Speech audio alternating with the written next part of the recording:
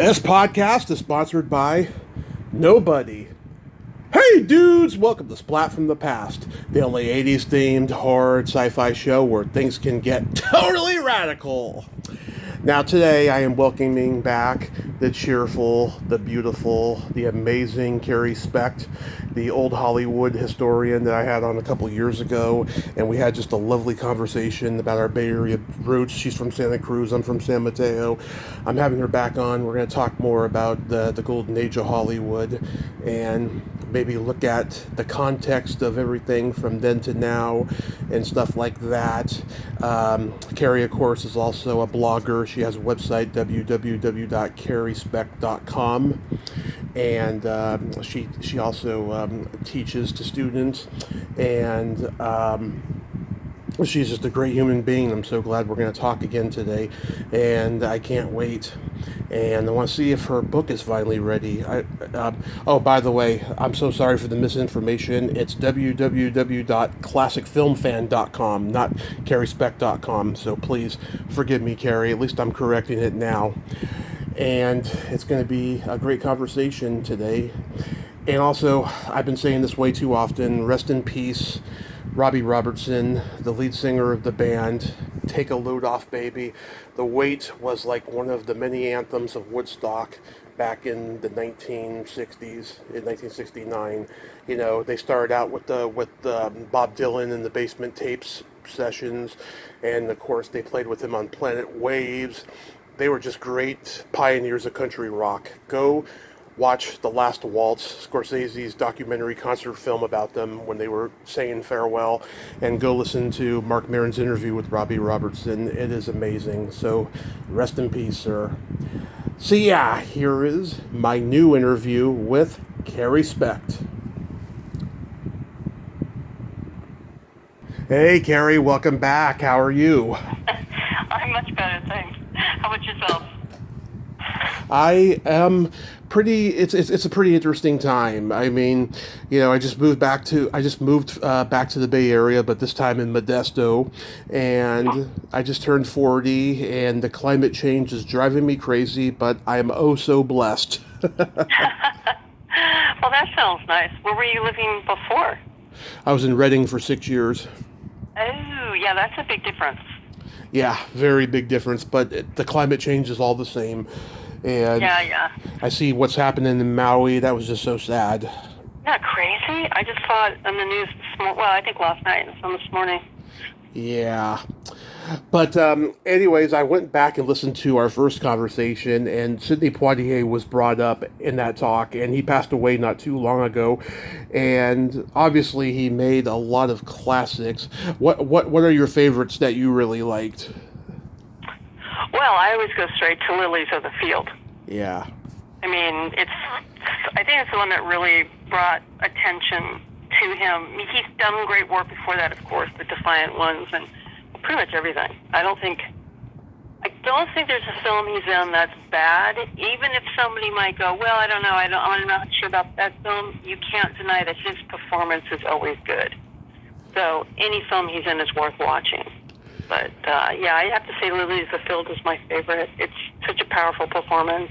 It's a very, what's the word I'm looking for? It's the kind of story that appeals to everybody. It's universal. Yeah. Yes, there's a dash of religion in there, but it doesn't hit you over the head. Mm. And it's a mixture of different religions. I mean, he's a Baptist, they're Catholics.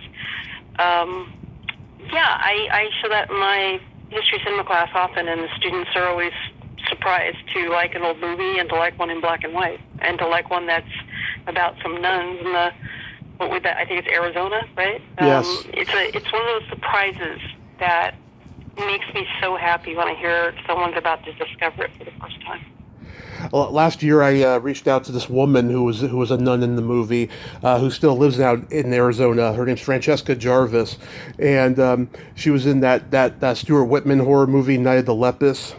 And I reached out to her. She had just made waves, and I wasn't even aware of it. She made like a TikTok video where she was putting down the anti-vaxxers and the anti-maskers and so forth, and it got a lot of attention on TMZ, right? So I reach out to her, and then I see her post a status that she had just taken a fall somewhere, and she has not posted anything since. I hope she's all right. I hope she's still alive, and I hope she's still functional.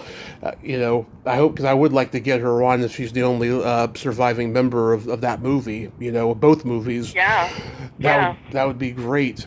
Yeah, but it was really funny. She's like a 90-year-old lady just being a hip grandma in this video, taking some political shots. It was pretty cool. Yeah, those movies in 1967 he made that we talked about before, Guess Who's Coming to Dinner, To Sir with Love, and In the Heat of the Night, those are all fabulous films. I mean, he never made that many great films again after that year. That was like the peak of his powers. That was a crazy great year. Yeah. Yeah, and Hollywood was changing. It went from the old studio guard to the counterculture guard, where the young up and coming liberal hippie actors and the old guys, some of them conservative, some of them liberal, they're all coexisting and taking them under their wing, which is a completely different world now in Hollywood. Yeah. Yeah, they had it at the time that was called the youth culture, or the youth movement in Hollywood. Right. And then it became the new Hollywood, not in a very short amount of time, but particularly with Dennis Hopper's, Easy Rider, that was pretty much like the starting pistol for new Hollywood. Oh, yeah. Remember Medium Cool? Yes, I have seen that. That's another one that came out probably the same summer as Easy Rider did, around summertime, and that one didn't get the same attention, but it was part of that. We're the hippie establishment coming into a new Hollywood. Yeah, different approach, a different attitude. Yeah, what was that guy's name? This is what was making money. This was what was getting that elusive group of the next generation who was, as you said, and everybody at the time, anti-establishment. How can we get these guys into the movie theaters? And it was because of these new directors. And so it was like, oh, hey, we don't agree with them, we don't like them, but they're going to make us money. So we're going to give them money to make movies. Exactly. And now they're just trying to silence everybody. It's really frightening. Yeah. Yeah, well, I don't know if they can silence everybody with the way that the internet and the World Wide Web, which is the same thing, is today. I mean, today filmmaking is more democratic than ever. I mean, you and I both are holding in our hands the resource for making a movie, and if somebody, in a war-torn country can make a full-length feature narrative with a cell phone, then anybody can. Exactly. Yeah. Oh, that's a whole separate issue. But exactly. I think Blackboard Jungle is a masterpiece. That was one of his earliest movies. Yeah. Yeah. If you didn't have Poitier in that film, you'd still have Vic Morrow, which would be really good.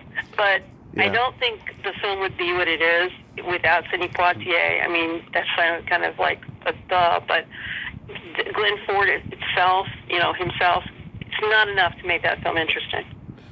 Yeah, Robert Taylor was the original consideration to play the lead. Really? Yeah, because he was a contract player at MGM, but I guess someone had recommended Glenn Ford because his Columbia contract was almost out, and so he was looking for a new studio to work under. So he got the Taylor part. Would have been pretty much too old, really, to be the husband of a young wife who's about to have a baby. Right, unless, it was a different script and then they changed it when Glenn Ford good point, yeah. came in. Yeah, and also, too, I found out that was such an important role for Glenn Ford. He knew how important it was. He didn't drink during production because he had the focus. Yeah. I am shocked to find out he never had an Oscar nomination. He had a Golden Globe for Pocket Full of Miracles, but he should have been nominated for that movie. Well, I don't know. I'd have to look at the years. I mean, you look at Myrna Loy. She never had a single Oscar nomination. I believe. I know she never won an Oscar, but I don't think she... Oh, no, she must have been nominated. What am I saying? But there are others, that are huge names. You're like, what? They never nominated? It just depends on the year and, the feel of the country and what's like, oh, no one's looking at those kind of movies this year, but they'll be looking at them the following year. You know what I mean? Yeah.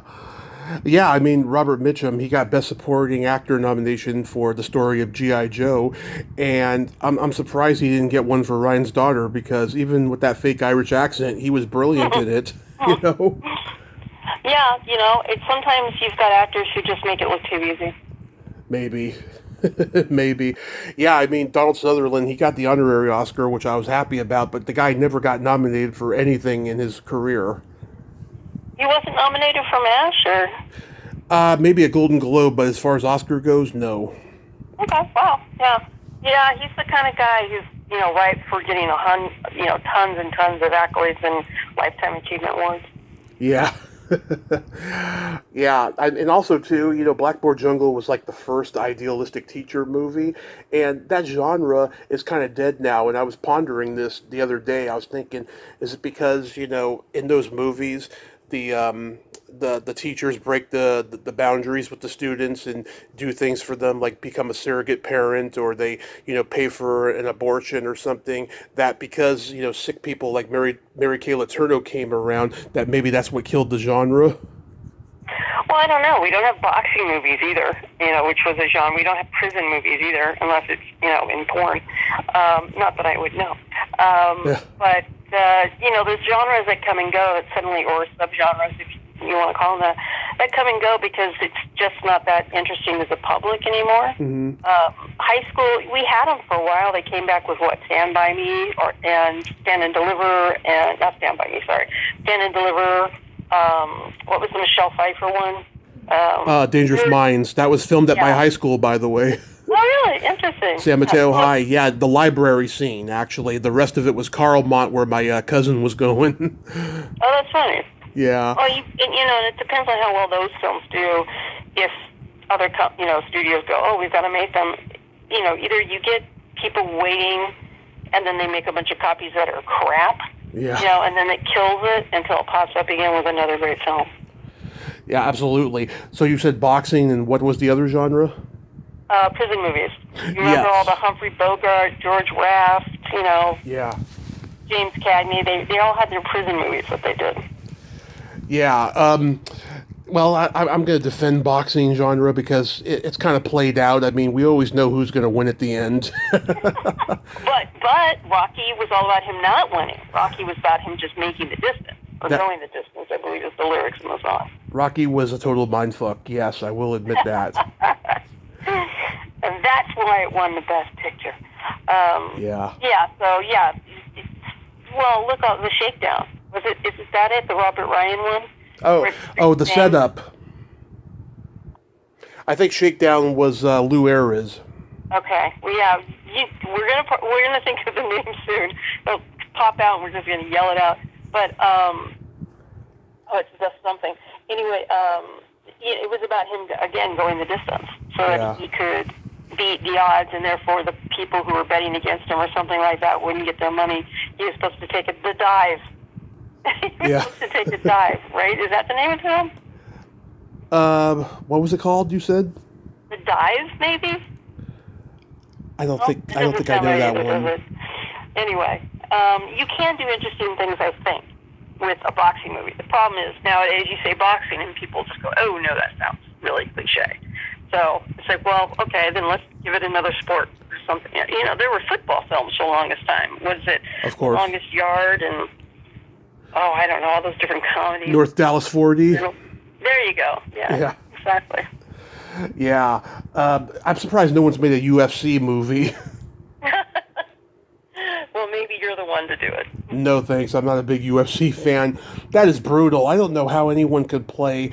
It's like the rugby of wrestling because you lose teeth, you bleed. I mean, lots of bodily things happen. I mean, you're completely mauled after a UFC fight. Sounds like a perfect movie. Oh my God, that would be brutal. That would probably be an NC-17. Yeah, I'd probably make lots of money. Yeah, I'm not the one to do it, but I'll put the suggestion out there. Yeah, yeah. Sidney, he was the first man of color to win Best Actor at the Oscars for Lilies of the Field, but he was the second man to win after James Baskett got the honorary award in 1948. The Academy didn't Yeah. want to give him Best Actor for Song of the South because he was black, but then Walt Disney told him, if you don't give him the honorary award next year, I'm going to withdraw my movies from the Academy. So they did it, and then he died a few months later. Was that what the whole thing was about? Well, as it turns out, it's no, this is a stupid thing to say. I was going to say it's a black eye on the history of the Oscars, but that sounds like a terrible pun, doesn't it? Yeah. No, it's, obviously it's a very problematic film. Yes. The Oscar that they gave him was for representing, his people. Mm-hmm.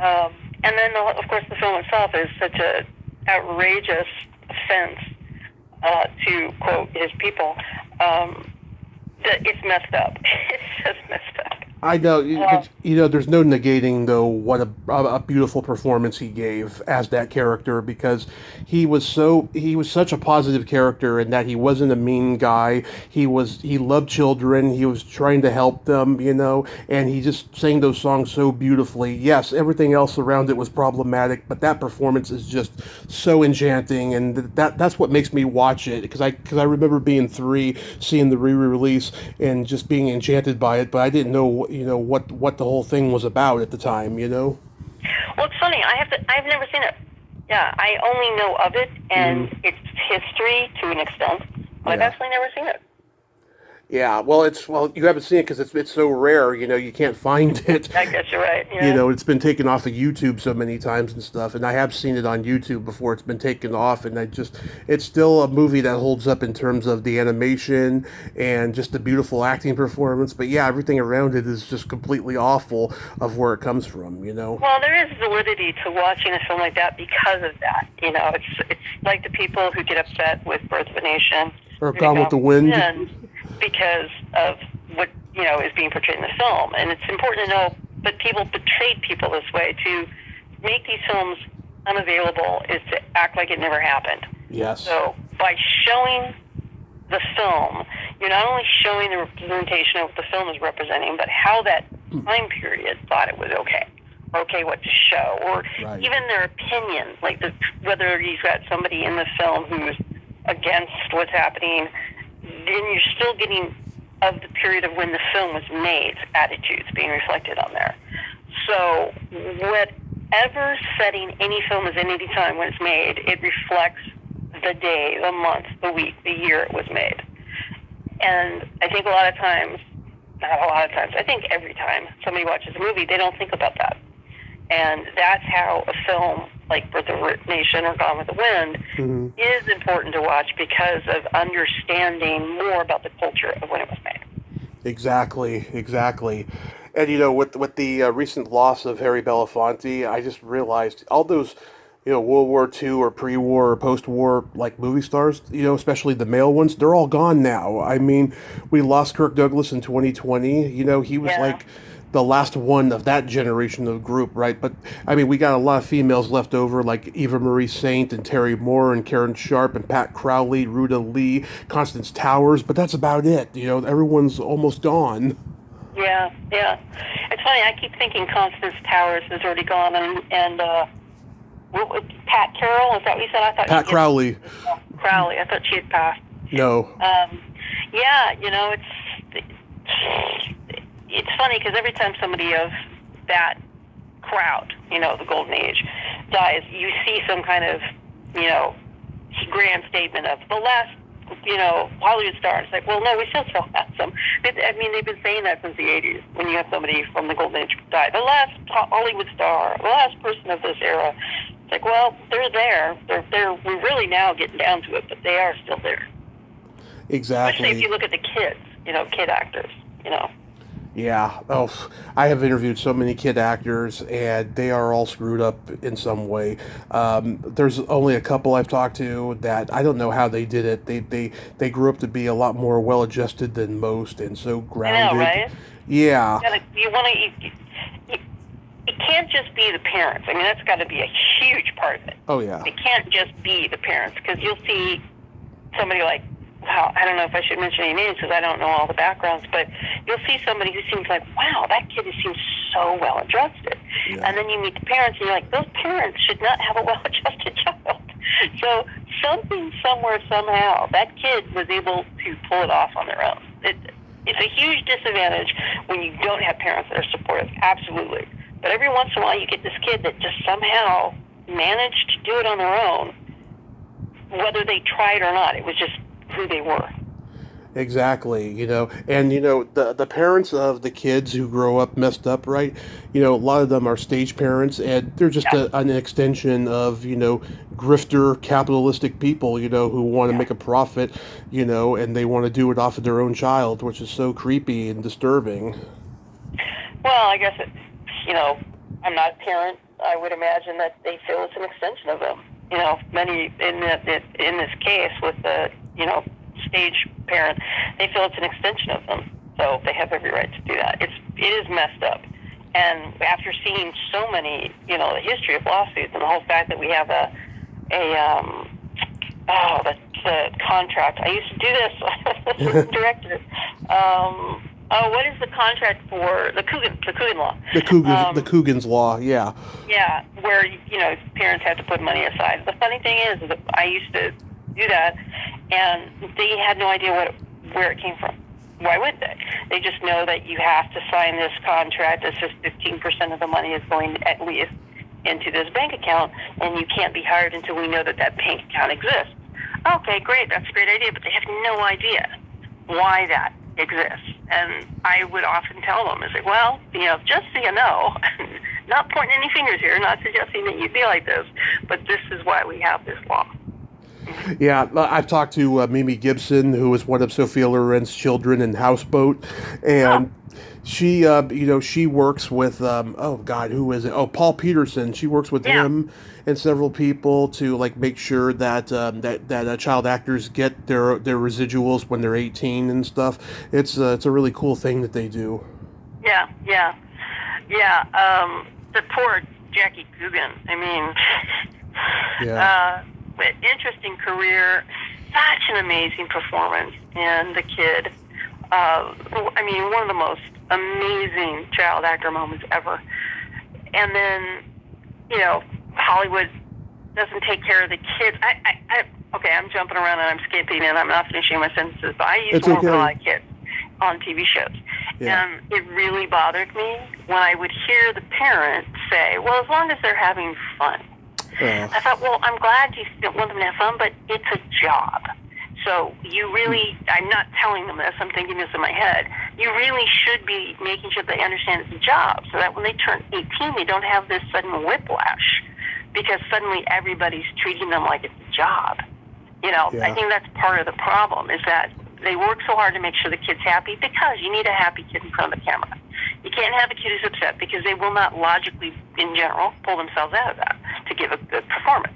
So everybody's working overtime, like clowns, like entertainers, to make sure kids are happy on set and get what they need out of them. But as soon as they turn 18, you don't have to do that anymore. You're 18, it's like, no, you need to do your job, step up to the line and do your job. Now they don't know how to do that because they've never been taught or trained to be able to put their feelings to the side to get into the moment.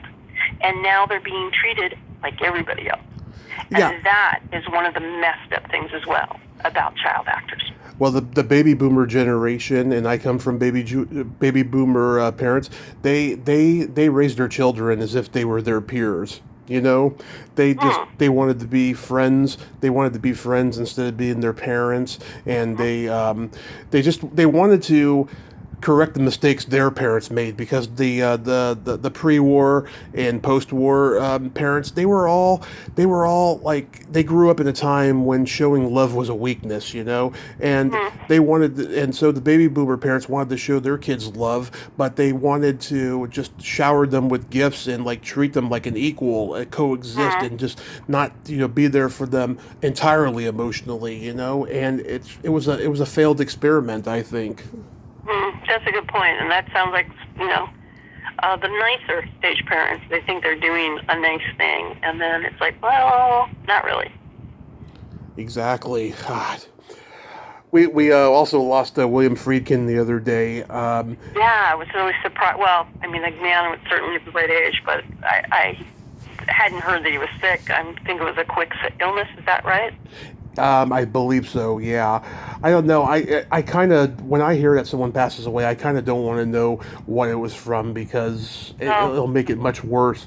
I mean, I didn't set out to find out why Paul Rubens died, but then when I found out it was cancer, I actually wasn't surprised because during the pandemic, I saw him do a Zoom show with Sid Croft, and he looked like he was frail during that. And I had met him the year before, just before the pandemic, and he looked good when I met him, and it was one of the biggest thrills of my life.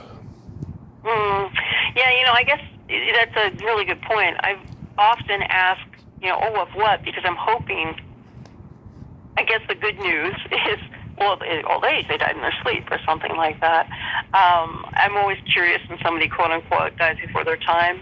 I'm sure to somebody in their 20s, David Bowie dying at 69 sounds old, but to me, it's like, wow, it's young. What did he die of?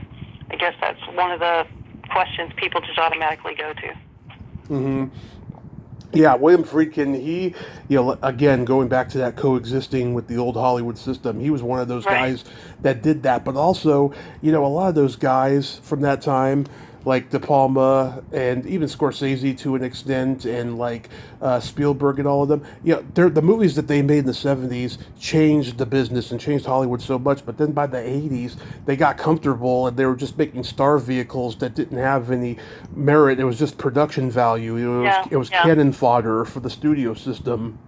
Yeah, for the most part, yeah, you get people like Spielberg who are going out there for the most part, making great films, but that's the rarity, But you're right. Most of the time in the 80s, it was just like, okay, who's hot right now? And we Right. need to have the girl of the month be opposite them. It was a tough time for women in the 80s as actors because if you were pretty and you could be the star of the month, you did not have time to prove yourself. Yes. It's like, okay, you're now expired. We're taking you off the shelf. Do you remember Gretchen Mol, M-O-L, Mol? Yeah, I kind of do. Yeah, I worked with her in a short film in New York, and right afterward, she just hit it. She was on the cover of Vanity Fair and everything, and then she disappeared. And I ran into her again, I don't know, 4 or 5 years later on set of a what's his face, David E. Kelly show that oddly did not take off. It was about these 3 girl lawyers, and Giancarlo Esposito was their boss. Didn't take off, but it was kind of like, man, that's got to be hard to have your head messed, like a child actor, having your head messed with, saying, yeah, the ground, you're the best, you're gonna go far. Okay, we're done with you. Yeah. It was a tough time, and it's gotten better. And what's funny though? People who become iconic, they seem to mythologize their past a little bit, self-mythologize their past a little bit because they don't want people to know how they truly got in and how Yeah. they made it. And it's kind of weird. It's kind of frightening in some way. But then again, this business is run by narcissists, so it's not too surprising. But it's also just really interesting.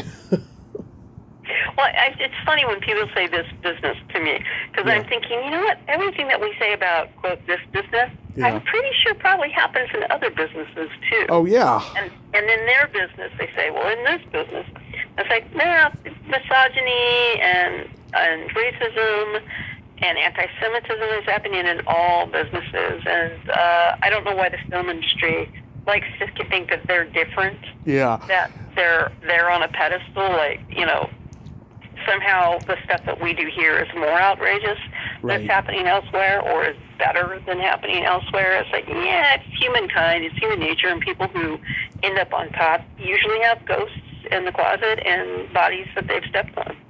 Well, people get into this business because they think it's going to be different than working in, say, retail, which is what I did for years, and I worked in security. And no, I ran into the same type of people in all those jobs. And, I personally thought that show business was going to be different too, even though I kind of, worked in the theater and I had to deal with some divas and stuff. I thought maybe, they were just, rich locals who were doing theater just for vanity and stuff. But then I found out, no, there's people who are professionals that act that way too.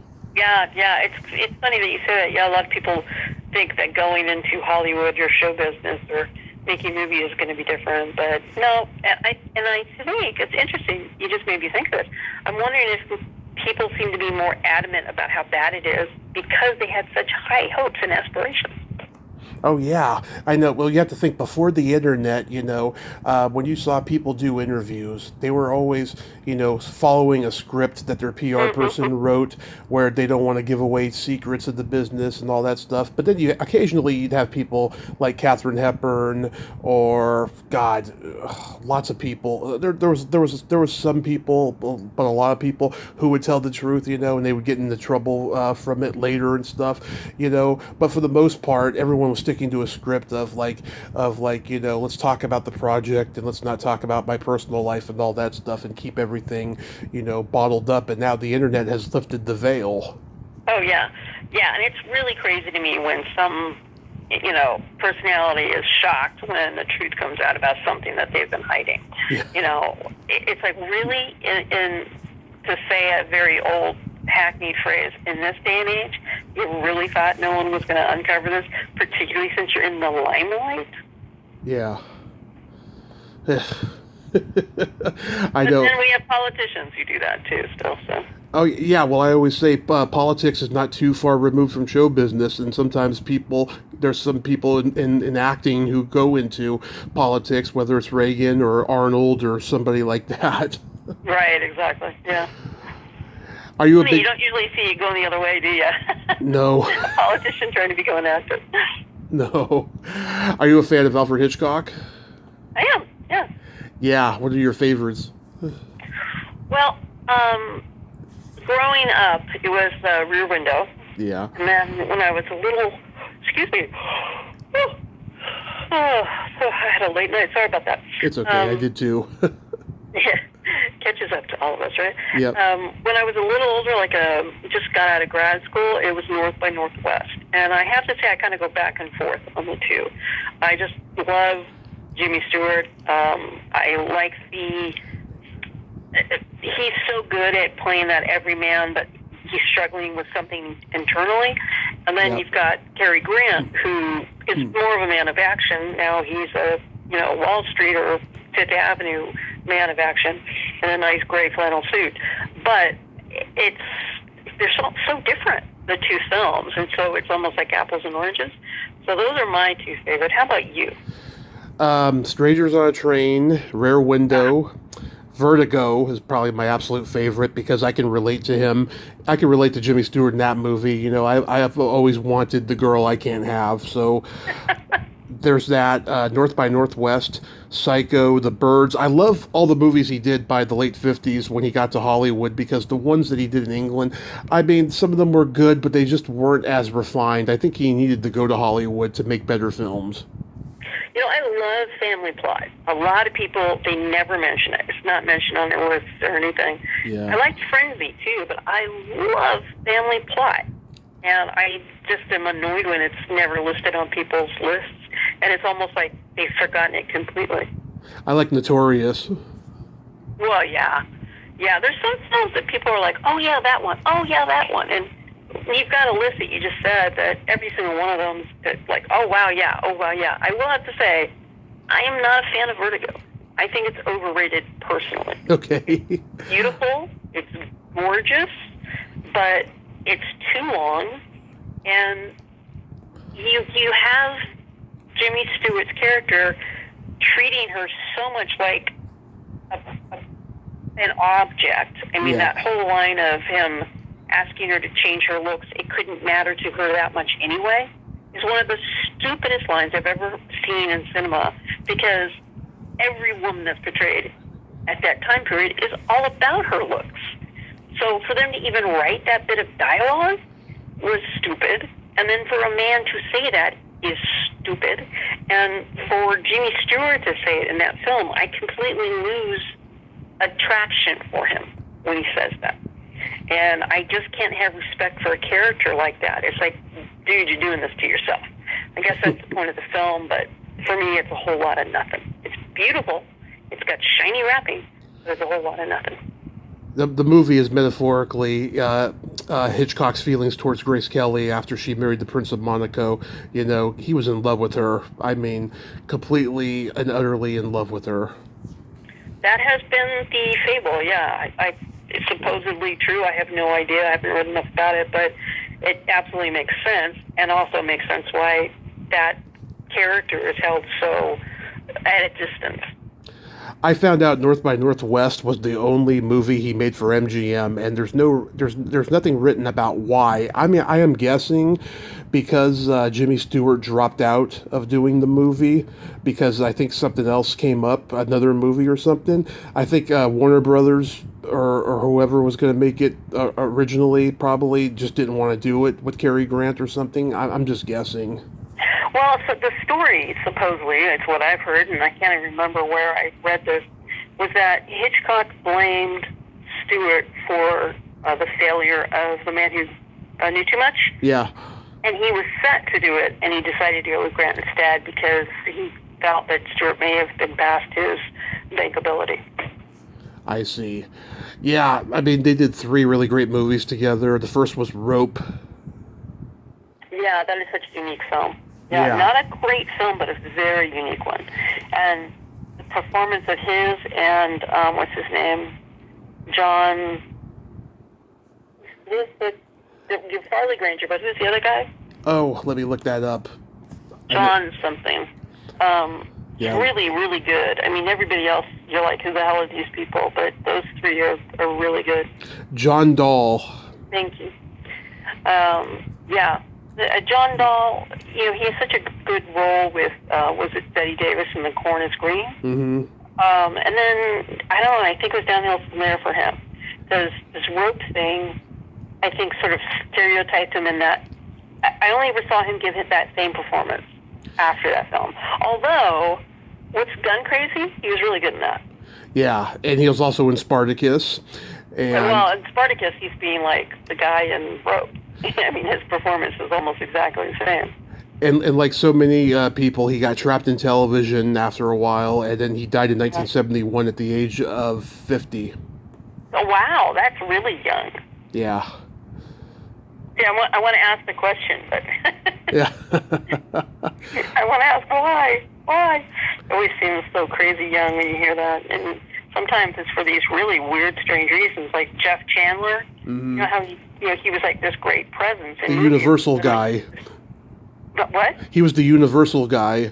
Yeah, and he just disappeared. Do you know what happened? I have no idea. He died of brain surgery, if I remember correctly. He had gone in for some surgery and died on the table. Huh. Interesting. What's his name? Stephen Boyd, I think it was. I may have the wrong person. Oh no, it's the the guy in Lifeboat. What's that guy?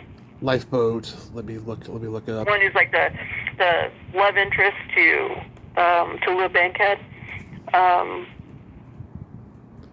And was it opposite Judy Garland and the Harvey Girls? It was William Bendix. No, the other man. Oh, Walter Slezak. Nope, the other man. John Hodiak. There you go. John Hodiak. I think he, or Stephen Boyd, I can't remember what it was, slipped in the shower, broke the shower door, and sliced an artery. Ooh. And that's why we now have safety glass in shower doors. I've had an now, open... all this could be, rumor or telephone. It's like stories changed over the years, but this is the stuff I've heard, and I suppose now that we have the internet, I should look it up and find out if it's true. But it's the internet, so we can't find out if anything's true. I've had an open artery. That is not fun. Ooh, I cringe just thinking about it. Yeah. Ooh. Did you see that Warner Brothers 100th anniversary promo at the Oscars this year? Yeah, it was like, wait a second, what is The Wizard of Oz? Just because you buy these films doesn't mean you can celebrate and say that they're yours. North by Northwest, Gone with the Wind, they were all on there, and all of us nerds were pissed off. And I gotta tell you, it takes a lot to offend me, Carrie, but that really did it for me. I saw it all over the next day, whether it was Instagram or Twitter or Facebook or whatever. People were like, what the what? Yeah. Because, at first you think, well, some editor made a mistake. but then it was like again and again and again. And I remember with a couple of magazines I used to get, like Premiere magazine, I don't know if you remember that. Yeah.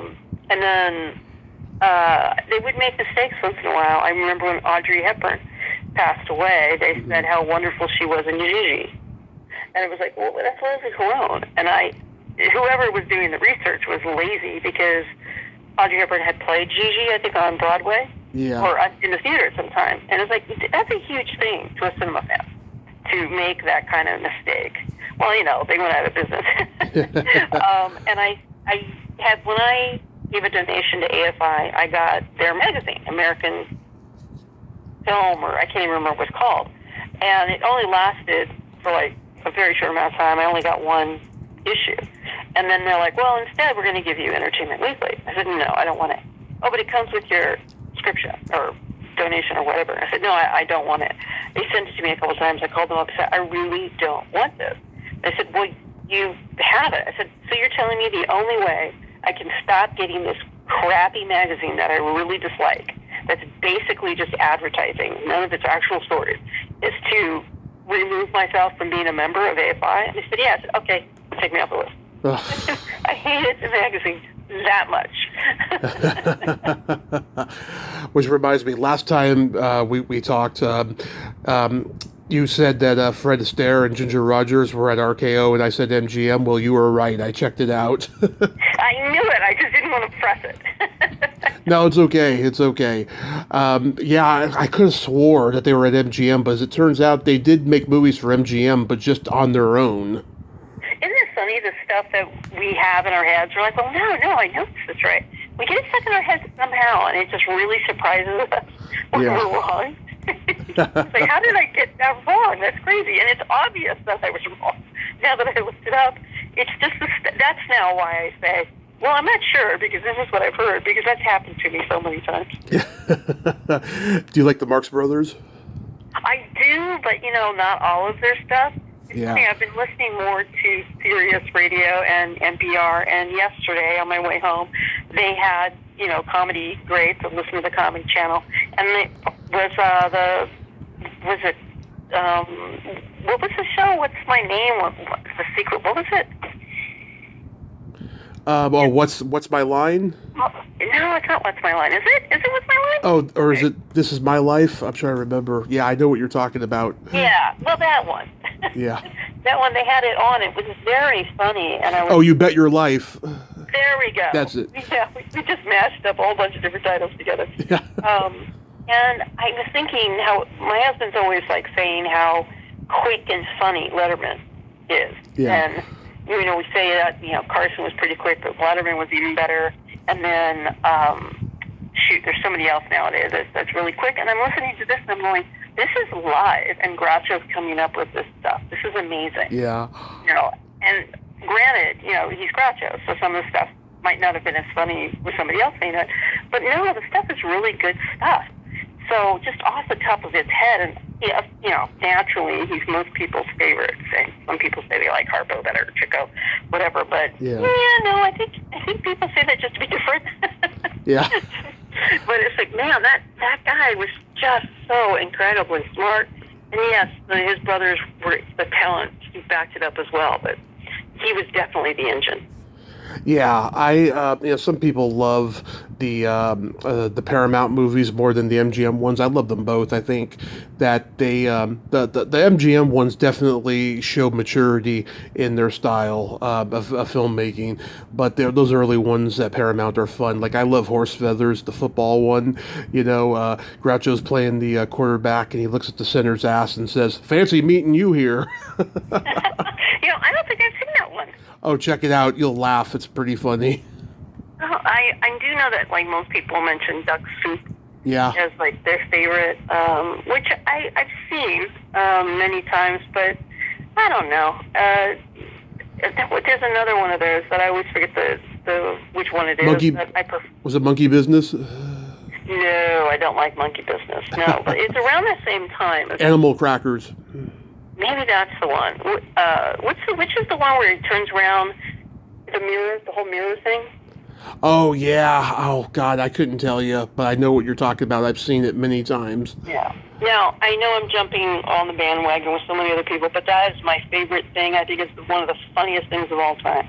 Yes, The end part, and when he, like one character turns around and he just goes, ta-da! yeah, and he also did that with Lucy on I Love Lucy. Yes, exactly. It's Yes. just brilliant. Classic stuff, yeah. I mean, I was a Martin and Lewis kid. I had every Jerry Lewis movie taped when I was a kid. Like back then in the Bay Area, that we had KBHK 44 and Action Yeah. 36, all the UHF stations, right?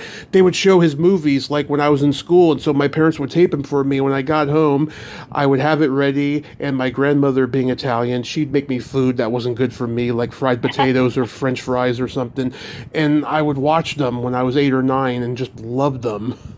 Yeah, yeah. Oh, that's awesome that they actually recorded them for you. That's so cool. Oh yeah, and I had so many of them up until my homeless situation 10 years ago. Um, yeah, Charlie Chaplin, Harold Lloyd. Harold Lloyd's hanging off of the clock tower. Mm-hmm. Safety last. Yeah. Yeah, Charlie Chaplin's Modern Times. That was the last time he ever played the Tramp too. Was it? I don't think I ever made that correlation. Yeah. The very last one. He was 47 years old, and he knew that he was done with the character, and he had this story that was like a Depression era commentary, and so he made it, and it was a masterpiece. Yeah. Yeah. There's just you have some talents from the early days that were confined by the fact that they were at the beginning of what we now know to be a long industry, but he is one of those voices that doesn't matter when he would have come along. He would have still made a huge mark, and having done it when he did it, it's just insane. I think it's crazy when I meet anybody who doesn't know Charlie Chaplin. Not just film people, but anybody who doesn't know who Charlie Chaplin is. Oh yeah, I remember my local drive-in had a poster of Charlie Chaplin when I was like 3, 4 years old, when my parents were taking me to the drive-in, and it was there, and it was like a cookie ad or something, and I was like, Mom, I want a cookie like he has. That's cute. Yeah, that was my early introduction to him. And then when TNT came along, they had like a 24-hour marathon of his shorts, his long movies, everything, and I started watching them based on that. It's funny. I think people growing up today are going to miss out on that wonderful thrill of having something show up on TV and being able to watch it. I remember when the whole VHS craze started and the new DVDs. I bought a lot of my favorites, but Yeah. they just sat on the shelf. But if they showed up on TV, then it was kind of like, oh, I have to sit down and watch this. Because that's the way I grew up. It's like, oh, this is on now, and I'm going to miss this opportunity, so I'm going to stop what I'm doing right now and watch it. Yeah. And I think people are missing out on that wonderful little thrill because everything's so accessible. I know. I mean, everyone has this technology now where they can go check the stuff out, but they just don't want to. Everyone's lazy now. The attention span is so short. Yeah, and I think it's because we have access to too much. Yeah. That's like the fear of missing out. It's like, well, maybe I should be watching this, or maybe my husband is always wanting to start watching another TV show while we're still watching another one. Oh God. Now, yeah, people, back before cable, and we just had NBC, CBS, and whatever.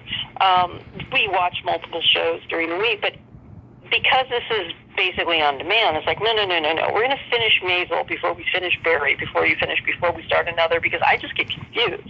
I know I sound like an old person saying that. Like, there's too many things, and I don't want to have it all just be mush in my head afterwards. I want the experience enjoyment now, but I also want the enjoyment and experience of thinking of it later. I'm not going to be able to do that if we just throw it in all there together. Yeah. I've talked to Karen Hansberry about Noir, and I love film noir. Do you have any favorites of those? Oh, geez. I'm not even sure where to begin. I mean, you got to go straight for the Bogarts, films, all of them. Yeah. Absolute favorite noir. Who? Golly. I know I'm going to kick myself later when I go, oh, why didn't I say blah, blah, blah. Honestly, I don't even know where to begin. Tell me one of yours. The Big Sleep. Yes, definitely. I have some connections to that movie. Really? Holly Fields, who was a child actress in the 80s, she's a friend of mine, and her cousin was Slim in real life, Howard Hawks' wife. Oh, right, yeah.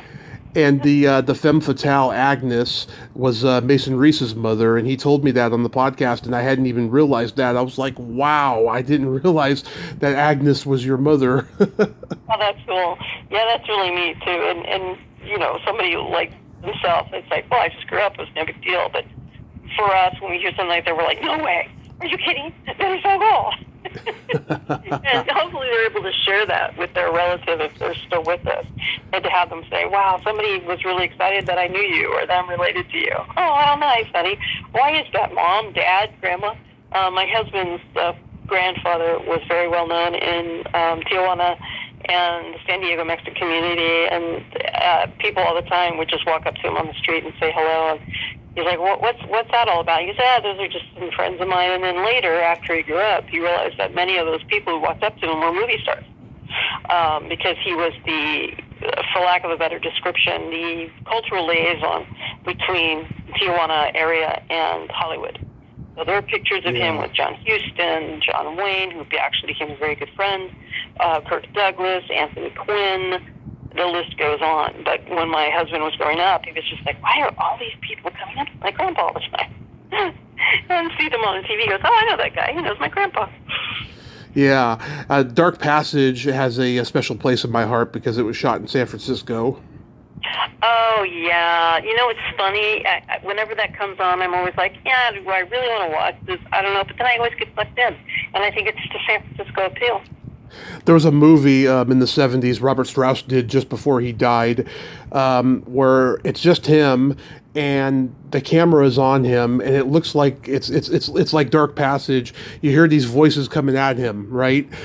And Sally Kirkland was a voice, and I had her on the show a couple months ago, and she did not remember that at all. Wait a second. Didn't she pass away? Oh no, she's got health issues, but she's still alive. Oh gosh, I thought. Okay, guess it was a different Sally. I'm thinking of Kellerman. Okay. Yeah, Kellerman. She passed sadly. She was great. Key Largo, To Have and Have Not. I love those two. These are all Bogart films. Those are all Bogart films. Yeah, I love them. Cagney. And the funny thing with Cagney is he considered himself a song and dance man, and that's what he wanted to do. He wanted to be like Fred Astaire and Gene Kelly, but the studios wouldn't let him.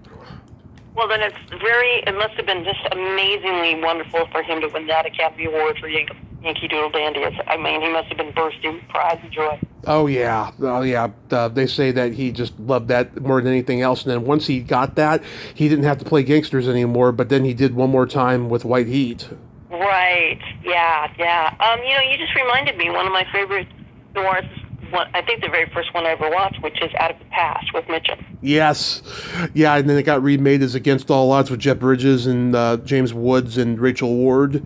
Yeah, I never watched it. I refuse to watch it. I just can't bring myself to do it. Oh, it's not the same movie, but it's just as good. It's Taylor Hackford. Really? Taylor Hackford made it, yeah. Oh, well, that is a good director, so I guess I'll have to check it out then. Oh, yeah, the DVD commentary is great because James Woods is talking away as Taylor Hackford and Jeff Bridges are just, watching the movie. Yeah. Sounds about right. I remember Taylor Hackford for a while was the president of the Directors Guild, and I can't remember what the event was, but he was giving some sort of introductory speech. I think it was for when J.J. Abrams and James Cameron came to do sort of a praise Spielberg thing. So we had those three men there, and then the introduction was done by Taylor Hackford, and everybody's leaving, whatever. I get in the elevator, and the door's about to close, and then in walks Helen Mirren and Taylor Hackford. Yeah. And it's just the four of us. And I said, excuse me, I just wanted to say this is a really great job tonight. He's like, yeah, they did a great job organizing. I said, no, I meant you, because he had given this fantastic speech. And Helen leans over and goes, I told him the same thing. I thought, yeah, see, I had a nice, memorable moment. And it's funny, he was, I don't know, I've never worked with the man before. I've only seen him at the Directors Guild, but he seemed rather humble, because you have the spotlight on him. Yeah, he's done a lot of great stuff. Um, yeah, I love James Mason. I interviewed his grandson last year because it was the 60th anniversary of Lolita, and James Mason's grandson is Belinda Carlisle's son. And Oh, is that right? Oh, wow. yeah, we had a great talk, and he could just tell how much I loved his grandfather's work. We were just talking about stuff like you and I are, and it was fantastic. And he looks just like his grandfather, and he's got the cadence in his voice. Oh, wow. Yeah. Dang. I'd love to hear that. Oh yeah, I mean, I could send you the link if you want to listen to it. Absolutely. Yeah. Yeah, have you noticed, what is it, I can't remember, is it Discovery? What's the latest Star Trek? It's got, what's his name, Peck, Gregory Peck's grandson, plays the, I didn't know his grandson was an actor. yeah, and it's like, wow. Now, he doesn't look so much unless you stop and go, wait, is his grandson? And then you look at him and you're like, oh, I can see it now. And then you can hear it in his voice, too. Huh, interesting. Yeah, It's the one that's like sort of a prequel. okay, yeah, I haven't followed the new Star Trek stuff, but I do know that they're being made, and that Quentin Tarantino was in talks of doing one for a while. Right. Yeah. Yeah. That would have been odd. Yeah.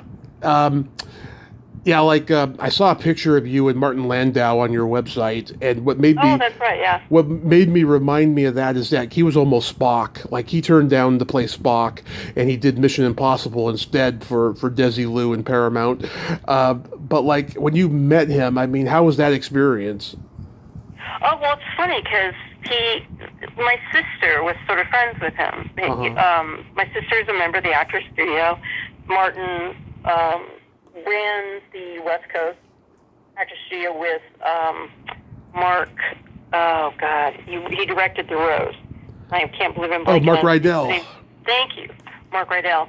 And so my sister used to see him every Friday, and she always got a kiss from him every Friday. Oh. And every once in a while, I would be there, and I got to know Marty, which is funny because my sister used to say Marty, and I'm like, oh, la-di-da, she knows Martin Landau so well, she can go with Marty. And now I find it hard to refer to him as anything else but Marty. And I would run into him around Hollywood. I lived pretty much where Santa Monica and La Brea. At the time. And he lived up in the hills nearby. So I ran into him at the grocery store, ran into him at Pink's, I ran into him at Aaron Brothers doing some framing, and I ran into him at the AFI Film Festival one year. It was a screening of North by Northwest, and they actually were giving away to everybody who came that night a copy of the new Blu-ray. And people are leaving, and no one was stopping to talk to him or Eva Marie. They're there. And I realized that's because the two representatives from the theater are on either side, so people seem intimidated. So I thought, well, I'm just going to go up and say hello so that people can see that he's very approachable. Yeah. And had a great conversation. He signed my DVD, and still people were like really afraid. It's like, my God, these two people, Eva Marie and Martin, the two most approachable old school Hollywood stars I've ever met. Yeah. So anybody who hears this, if you see, well, you're not going to see Martin Landau, but if you see Eva Marie saying, yeah, go up to her, say hello. She is exactly what you would expect her to be in real life. Exactly. Yeah. Oh my God, I saw her do this really weird interview with this really odd guy who's got like a YouTube channel. They were doing in person, like, you know, before COVID and stuff. He would have her. He would have Tom Hanks. He'd have all these like big people on and stuff. And he asked her during the interview if she likes dirty jokes, and she's like, "I love dirty jokes. Do you have one you can tell me after we're done?" And I'm like, "Oh, I want to meet Eva Marie Saint because I have a whole Rolodex of them."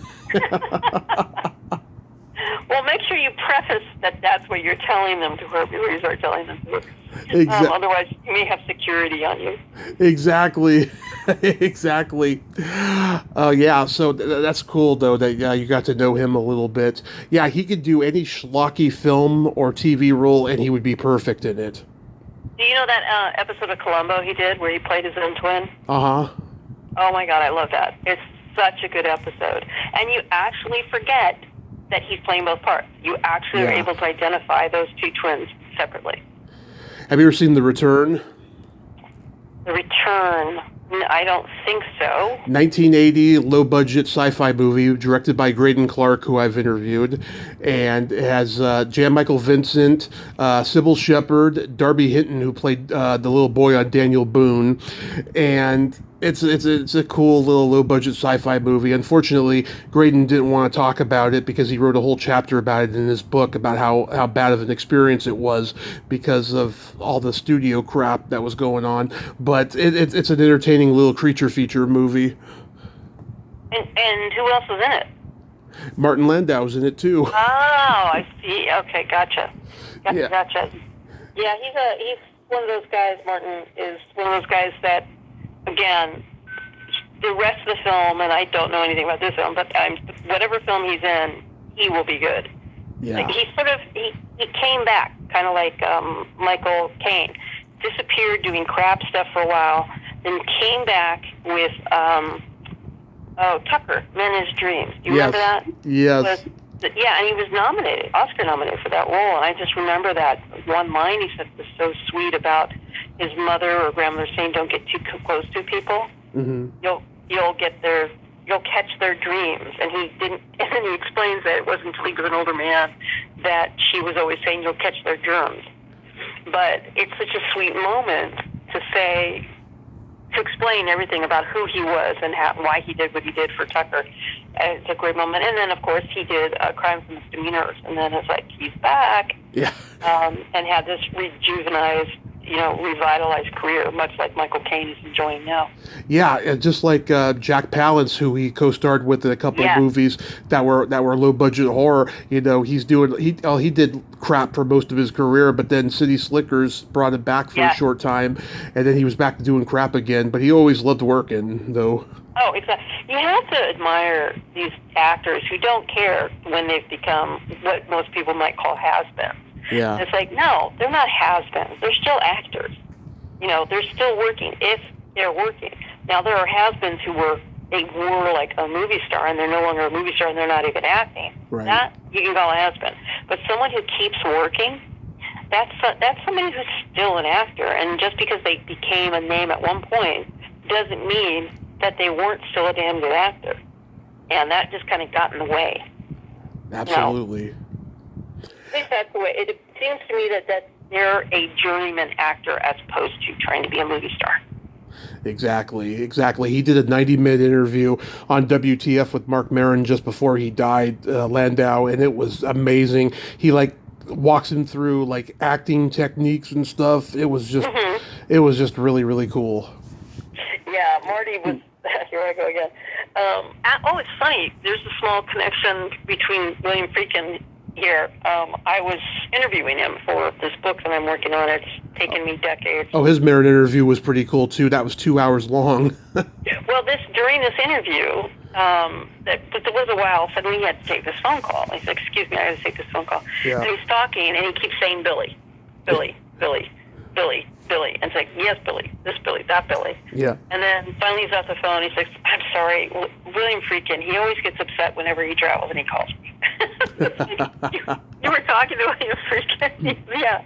And this was around the time that there was that huge volcano explosion, and what was it, Iceland, Greenland, and people couldn't fly back and forth, from Europe to the U.S. And so William Friedkin was stuck in Europe at the time, and he was calling Marty at the moment for whatever reason to talk to him about it. He's like, "Billy, I got to go. I got an interview going on." Oh, that's so awesome. Yeah, how's your book coming along? Are you finished yet? Well, there's a couple books that I've been working on. One I just finished literally yesterday, and that's the textbook that I was working on. It's an abridged history of American cinema, very abridged.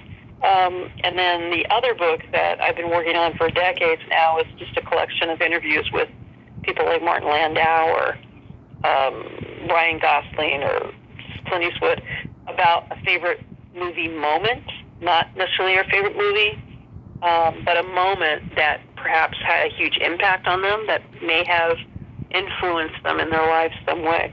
And I've had some interesting, answers from different people and what it was about that scene. And with Martin Landau, it was Hunchback of Notre Dame. And I can't remember the exact scene. I haven't looked at it for a while. But when I was doing some research, I always like to do, context, about the person in case for whatever reason they don't know who they are. And Marty, I'll drop that name again, had done an episode of, it was on at the same time as Twilight Zone. The Outer Limits?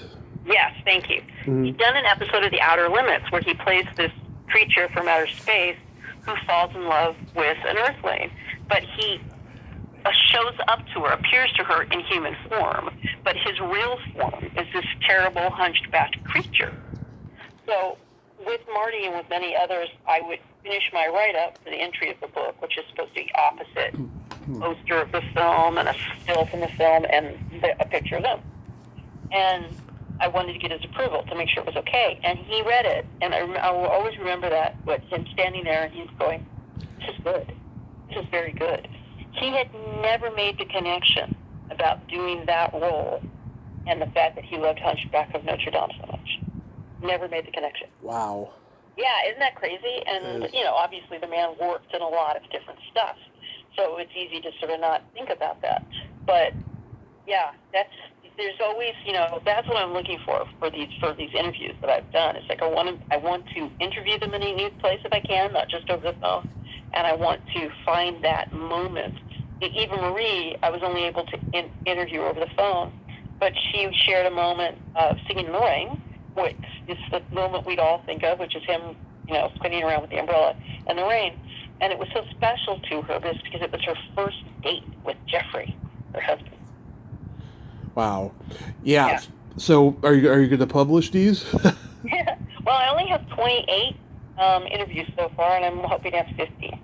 And, life gets in the way. And yes. I've only been able to get, 3 more since I've become a professor, and that's 11 years now. So my most recent ones were with Hector Elizondo.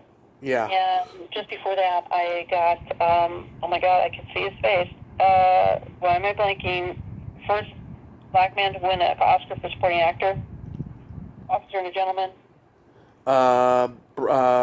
Louis Gossett Jr., I'm sorry. Thank you. Oh my gosh, I couldn't get that name.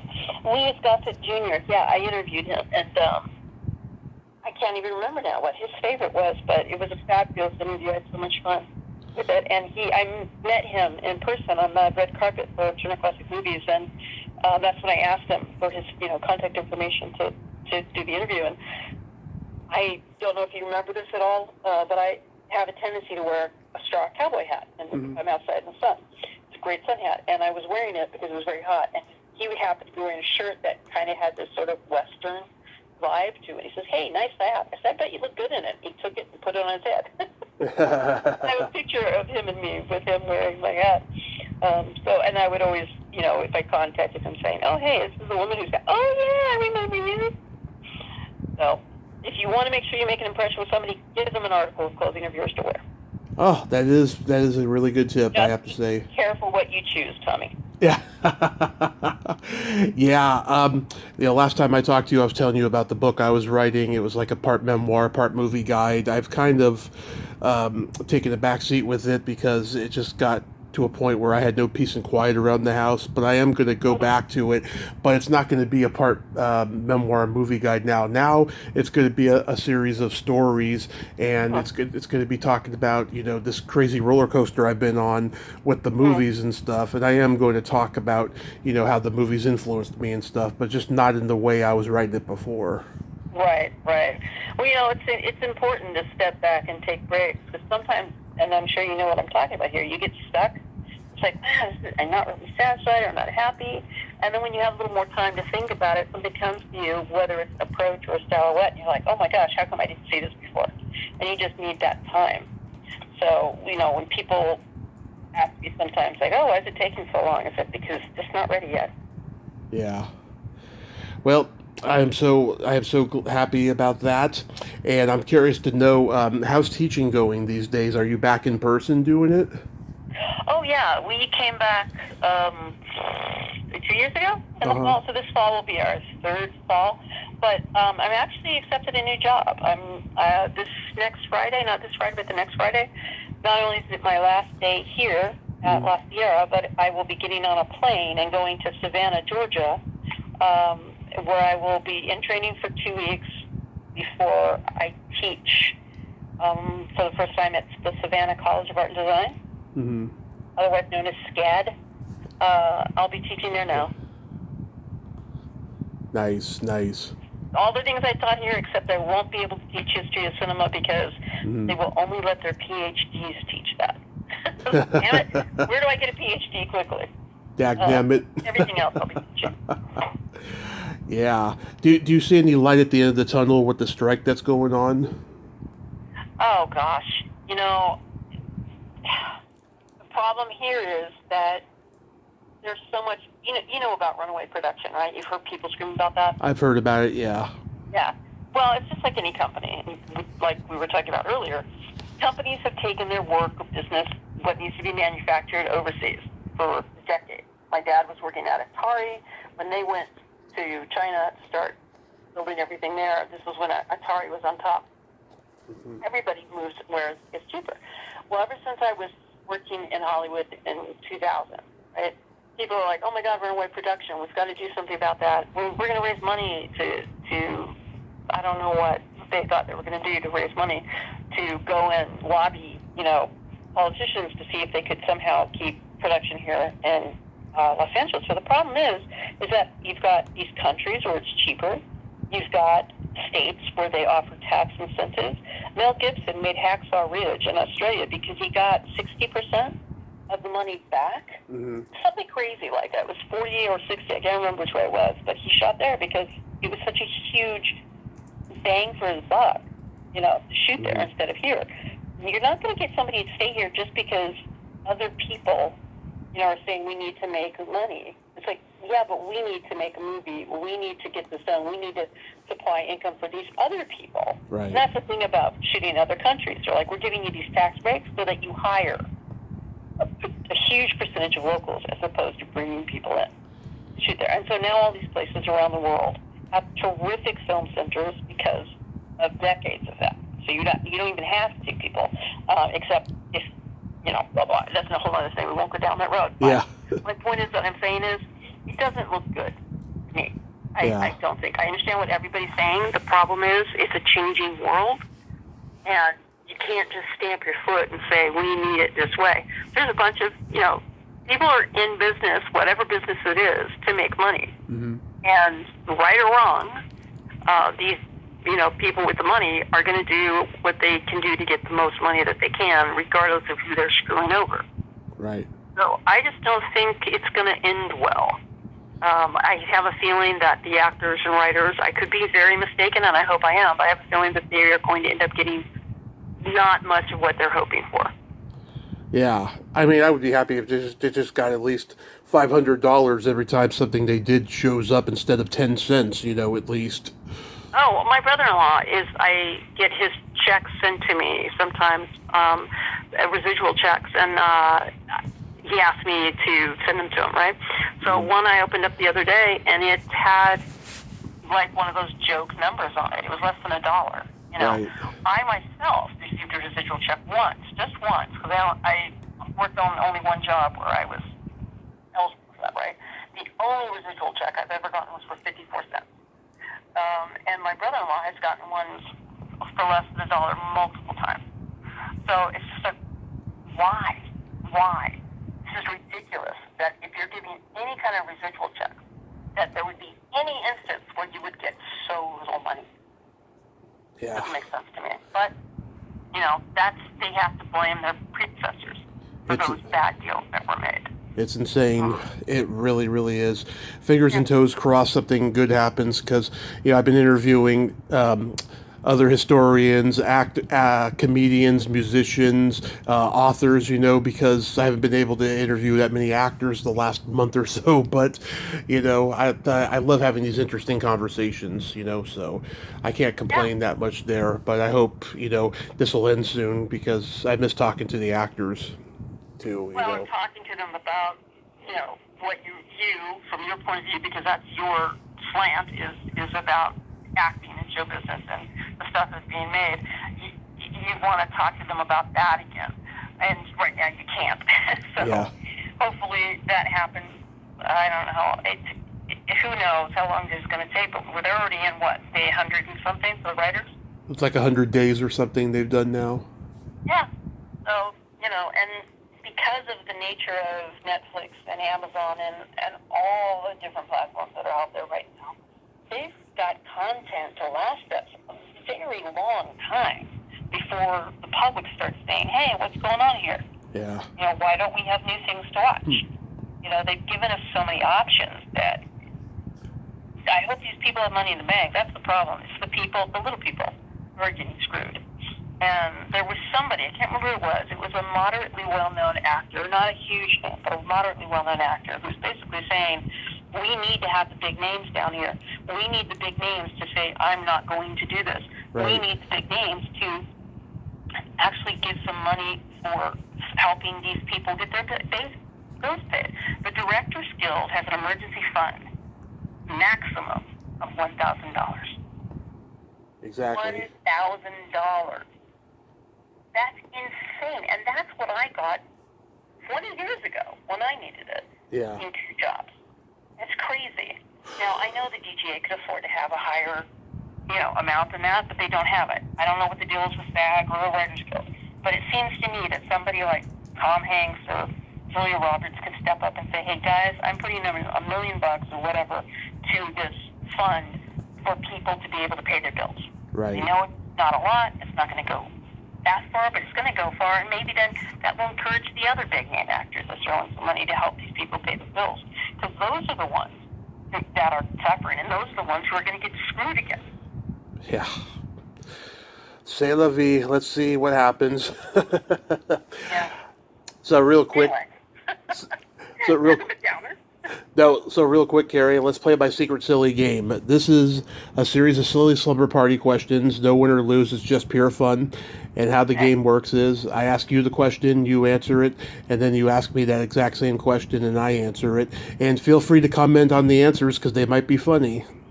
Okay. Carrie, are you ticklish? Oh my gosh. I used to be, but now only one place, but I cannot remember where that place is. It's somewhere on my side. How about you? Are you ticklish? You don't want to remember. Yes, I am so ticklish. If you tickle me without warning, I might hit you in the groin. Oh, okay. Good warning. Is your belly button an innie or an outie? It is an innie. I have a twin. I actually have no idea if hers is an innie or an outie. I never asked her. Never looked. But I suspect that we are not twins. So hers is probably an innie as well. How about you? I have an innie as well. That was boring. That wasn't a silly answer. Well, it used to be an outie, but when I went through puberty, it went back inside. I don't know what happened. Oh, wow. Okay, I'm not going to ask you if anything else in your body did the same thing. Next question. No, that was it. What color are your toenails painted? Ooh, that's a really good question because they really need to be done again. It looks like it's kind of like a Dr. Pepper color. Ooh, I love it. For me, I have light purple, and I need to do another color because I've had it for almost a month now. Oh, yeah. Ooh, yeah. I think I might actually go straight from this conversation to the nail salon. Light purple, like lilac? Like lavender. Huh, interesting. Is that your favorite choice? It's one of many. I like bright colors. I've been painting my toes since I was 13, so I've always liked to go elaborate. Oh, see, I like those darker colors, like with dark red, but not usually like with some kind of sparkle in it. Not gaudy, but I don't like the matte colors. I get kind of a little shine off of it. Any other questions? What would you say is your best personality trait? Ooh, I don't know. I'd like to be self-deprecating, but I am not. I mean, I am, but no. My husband is the most self-deprecating man I've ever met, and it's amazing. It's funny to me. I see it as a strength. I would love that, but don't have that. Mm-hmm. I see people who are incredibly humble. I am not. I'm envious of that. I don't know, honestly. I don't know if I have any really strong traits. I think you are smart, and all the other historians that were happy that we were going to be talking today also agrees. Oh, wow. That's nice. Yeah. Thank you. So How that's. about you? I have empathy and I have no filter. You know what? That is an amazing combination. Oh, I'm a Gemini. Well, that's terrific. Well, thank you so much for having me again. I always enjoy our conversation. Yes. Oh, the last question is there a stinky smell that just makes you gag? A stinky smell that makes me gag. Well, you know what's funny? I don't like the smell of chili. It's before you cook it, it smells like vomit. Oh, yeah, it's a bad one, but then once it comes out of the pot, oh, you love it. Yeah, exactly. Except now, of course, we're talking about canned, but yeah, that one always gives me a little feeling, you know. And yourself? Either farts or feet. Okay, those are good ones. And I wanted to mention too, Gary, I love getting notifications when you liked one of my dirty memes on Instagram. Okay. it just gives me a thrill because I'm trying to make people laugh on Instagram. I'm not trying to offend people when I post those memes. And sometimes people who I expected to like it don't. But then sometimes somebody like you or somebody will like it. I'm like, yes, I made somebody laugh. Oh, that's really cool to think of it that way. Awesome. Yeah, I hadn't thought about that before. I usually try to let people know, if I think something's funny or tickled me or touched me, because, yeah, you can scroll through and I go remind myself, wait, I got to go back and let them know that I actually took a moment to think about something that they thought about. Not that that's why we do these things, but still, it gives me a tickle when I see that somebody has liked something of mine. So yes, you didn't call security. Here I am tickling you without me even knowing it. Yeah, you didn't call security. Gary, thank you so much. Thank you so much for coming back on, and we'll talk again in the future. Hopefully your book will be published by then, and you have yourself a great rest of your summer, and be safe out there. You too, Tommy. Take care. Thank you. Bye-bye. Bye. Well, there you have it. Carrie Specht, ain't she a sweetheart? Just a great, great lady. Oh my God! If she wasn't already married, I'd marry her. She's that awesome. Oh my God, we like all the same movies. She's just wonderful, and I'm so glad we got to talk today. Well, until next time, this is Tommy Throwback Kovac saying, there's no shame in living in the past, because the present sucks. Later, dudes.